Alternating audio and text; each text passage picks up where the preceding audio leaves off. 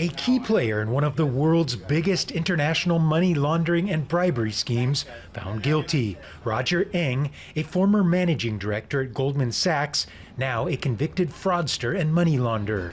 The jury's verdict came after a 7-week trial in a U.S. federal court. Prosecutors allege Ng, while working for Goldman Sachs, received more than $30 million in kickbacks in a larger scheme to steal billions of dollars from Malaysia's sovereign wealth fund, known as 1MDB. Today's verdict is a victory for not only the rule of law, but also for the people of Malaysia, for whom the fund was supposed to help by raising money for projects to develop their country's economy. Goldman Sachs underwrote $6.4 billion worth of bonds for the fund. The bank made $600 million in fees out of it.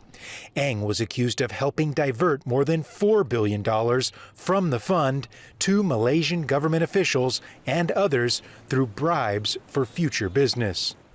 But Ng was just one player in a complicated web of corruption. His former boss, Tim Leisner, is the most senior Goldman Sachs banker to plead guilty, receiving tens of millions of dollars in illicit proceeds. Goldman Sachs' Malaysian unit pled guilty and paid nearly $3 billion in fines.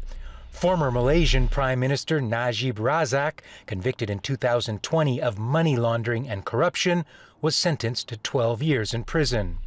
And finally, there's Joe Low, a flamboyant Malaysian billionaire businessman and the alleged architect of the scheme, who prosecutors say pocketed $2.7 billion for himself.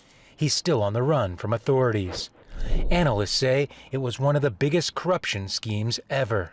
This is corruption at the grand level.